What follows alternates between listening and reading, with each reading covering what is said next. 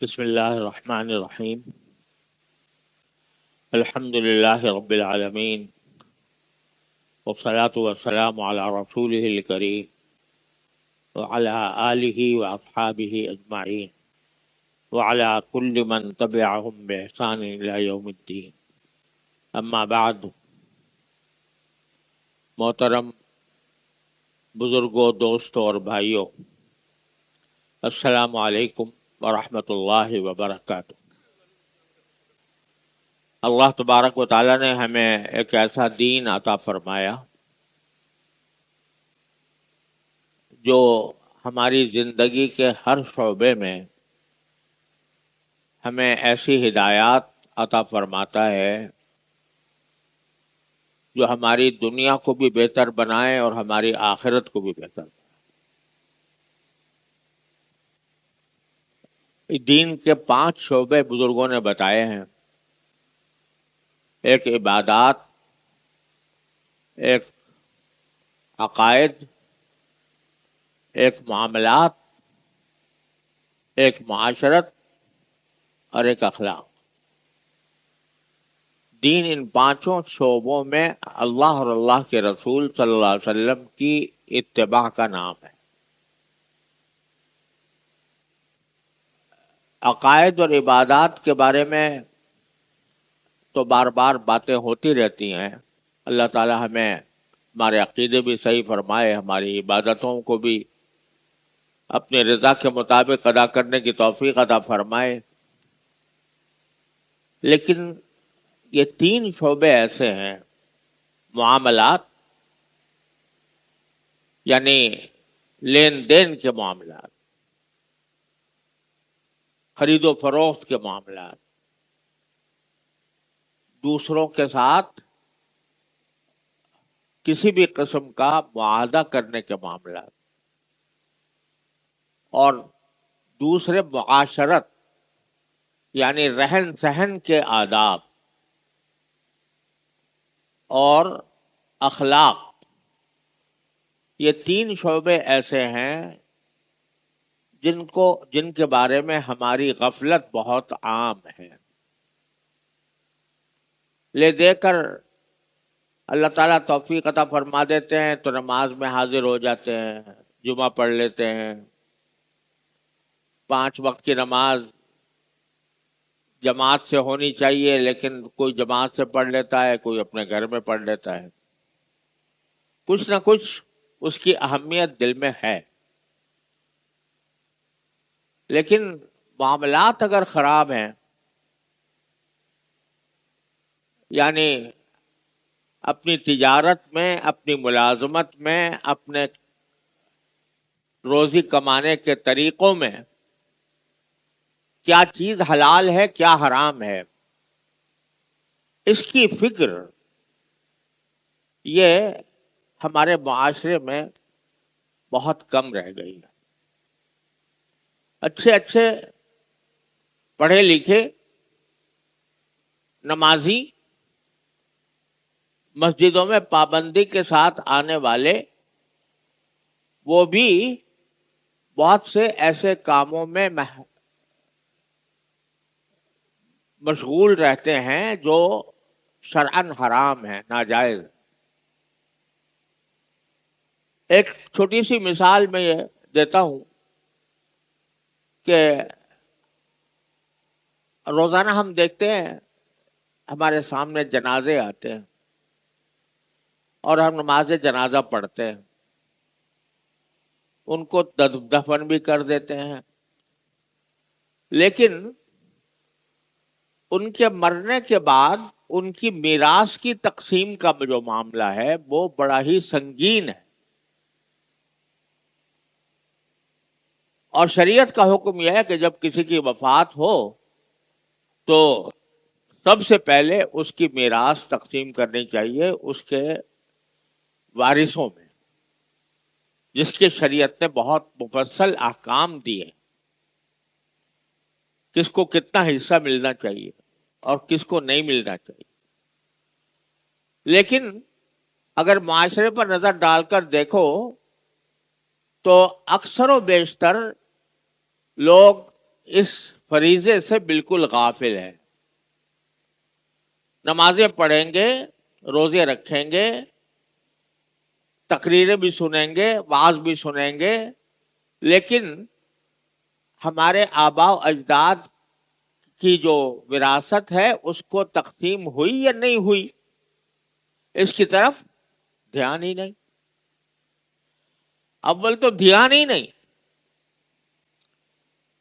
اور اگر کوئی کہے کہ بھائی میراث تقسیم کر لو، اگر بھائی کیا ابھی تو ان کا کفن بھی میلا نہیں ہوا، ابھی تو اب ہم کہاں ان کے حصے بکرے لگانا شروع کر دیں. نتیجہ یہ کہ میراث جب تقسیم نہیں ہوئی، کوئی ایک آدمی ان کے سارے ترکے پر قابض ہو گیا، بعد میں سارے لوگ جو ہے روتے دھوتے پھرتے ہیں کہ فلاں نے سارا اس پر قبضہ کر لیا. اور بسا اوقات تو ایسا ہوتا ہے کہ جو قبضہ کیے ہوئے ہے بس وہ مزے اڑا رہا ہے، اور حلال و حرام کی فکر نہیں کہ میں جو کچھ کر رہا ہوں وہ سب حرام ہو رہا ہے. اور اگر کسی نے میراث تقسیم کر بھی دی تو عورتوں کا حصہ عام طور سے نہیں دیا جاتا. قرآن کریم نے جس طرح بیٹوں کا حق رکھا ہے اسی طرح بیٹیوں کو بھی حق رکھا ہے، تو بیٹیوں کو دینے کا تصور نہیں. یہ ایسی خراب بات ہے، ایسی مہلک بات ہے کہ یہ آگے جا کر، شروع میں تو چلو کام چل رہا ہے، بھائی بھائی ہیں، بہن بہن ہیں، بھائی بہنوں کے درمیان تعلقات بھی ٹھیک ٹھاک ہیں، لیکن آگے چل کر یہ فساد کا ذریعہ بنتا ہے، اور اس فساد کی وجہ سے لڑائیاں ہوتی ہیں، جھگڑے ہوتے ہیں، مقدمات چلتے ہیں عدالتوں میں سالہ سال تک، اور حقدار کو اس کا حق نہیں پہنچتا. یہ ایک چھوٹی سی مثال میں نے دی ہے معاملات سے غفلت کی.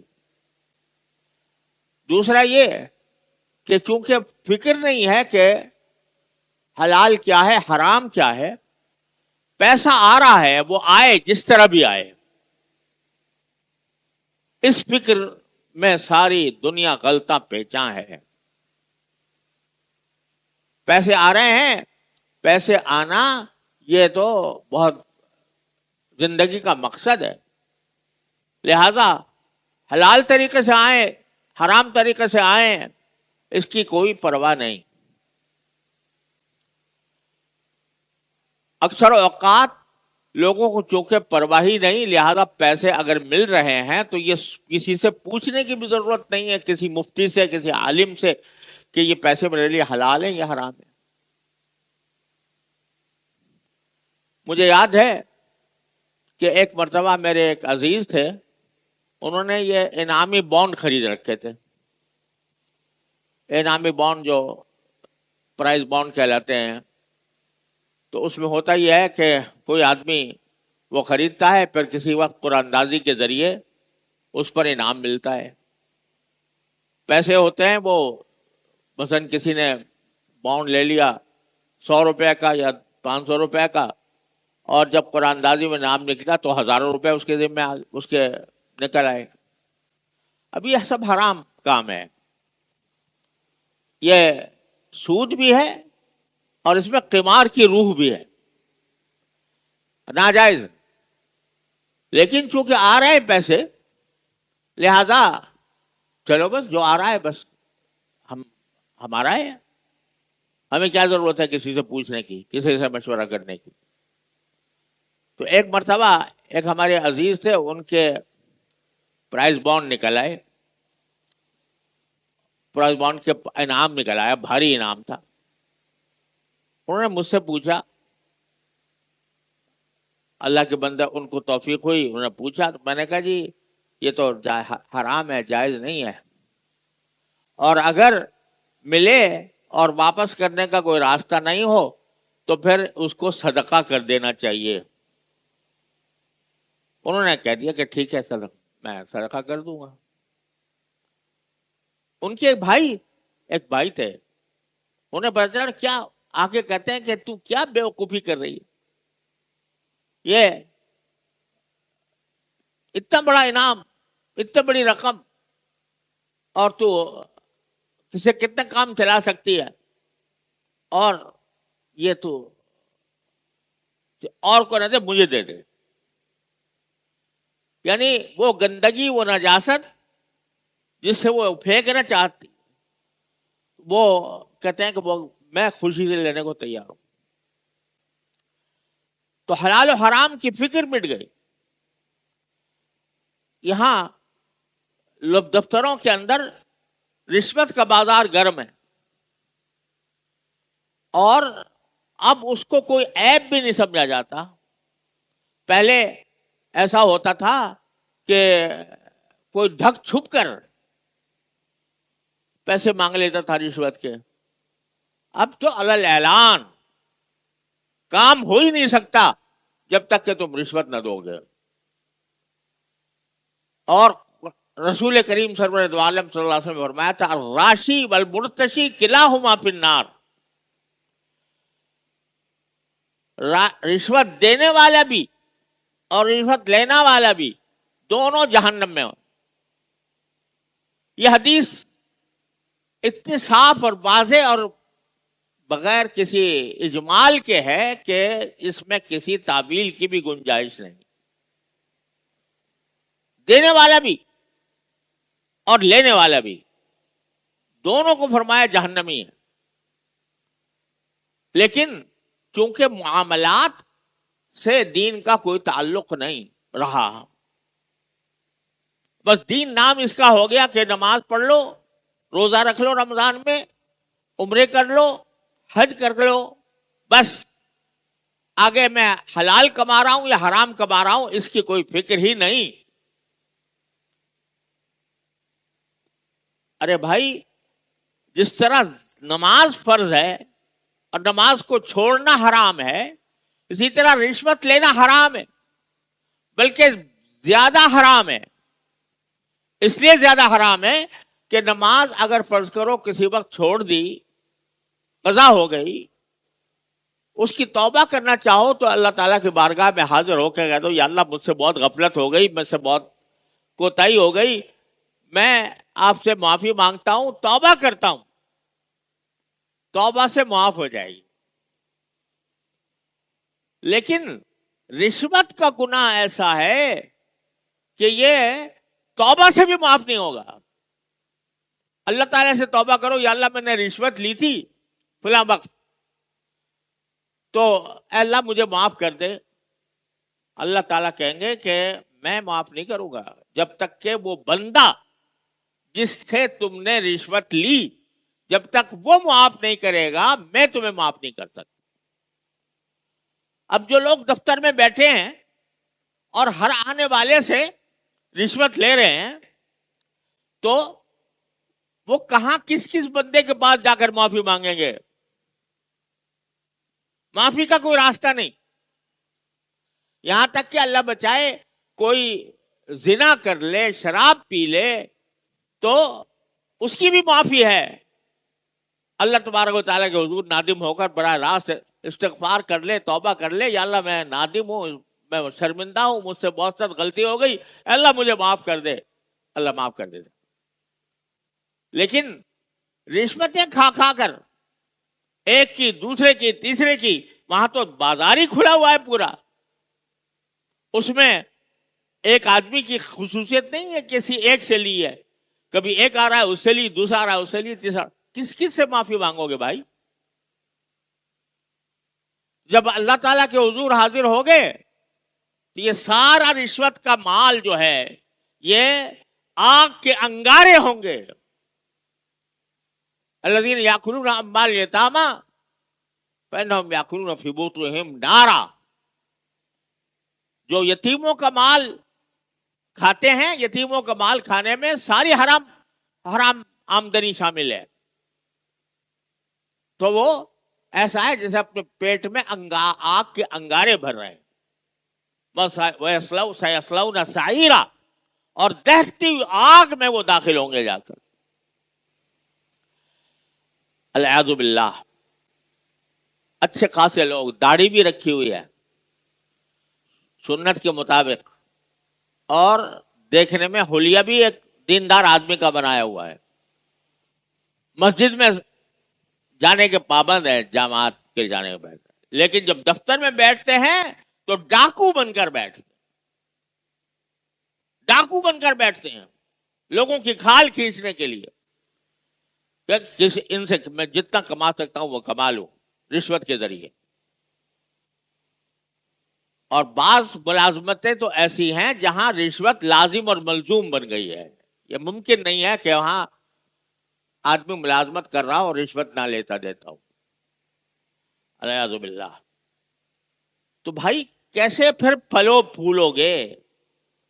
یہ جو اس وقت ہمارے اوپر مصیبت مسلط ہے کہ پاکستان کو اللہ تبارک و تعالیٰ نے اتنے وسائل دیے ہیں، قدرتی وسائل بس ہمارے پاس اتنے ہیں کہ ہمیں کسی کے سامنے ہاتھ پھیلانے کی ضرورت نہیں ہونی چاہیے.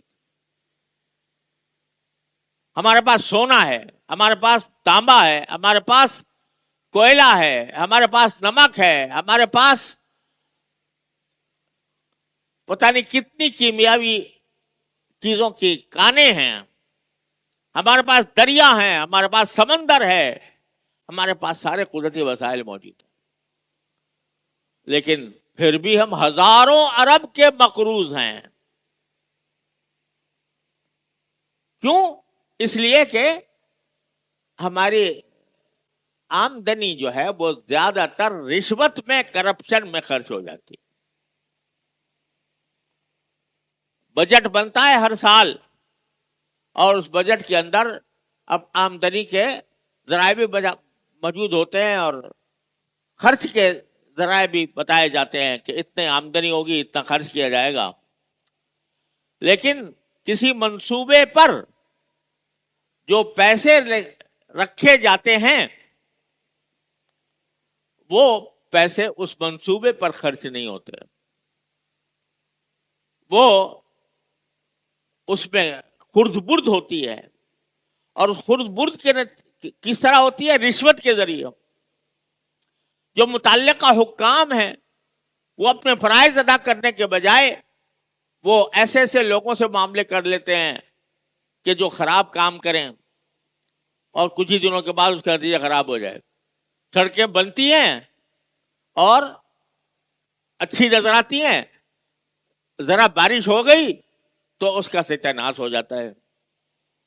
اس لیے کہ جس انجینئر نے وہ بنائی اس نے ٹھیکہ تو بہت قیمت کا لیا لیکن مال جو ہے وہ کم لگایا، جتنا لگانا چاہیے تھا وہ نہیں لگایا. نتیجہ یہ کہ وہ اس سڑک پر خود بھی چلتا ہوگا اور اس کو جو تکلیف اس کو پہنچ رہی ہے سارے عوام کو پہنچ رہی ہے. یاد رکھو اللہ تعالیٰ کی پکڑ بڑی سخت ہے.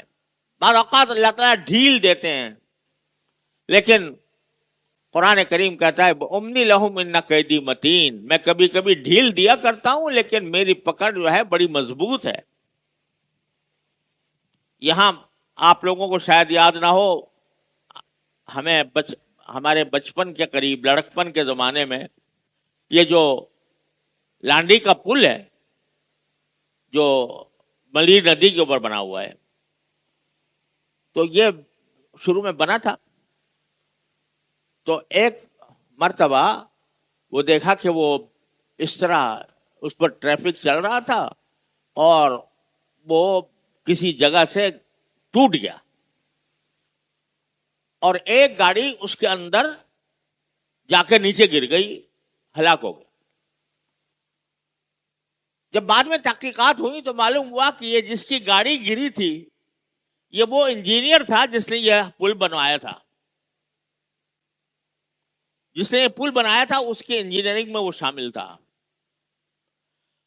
اس نے رشوت لے کر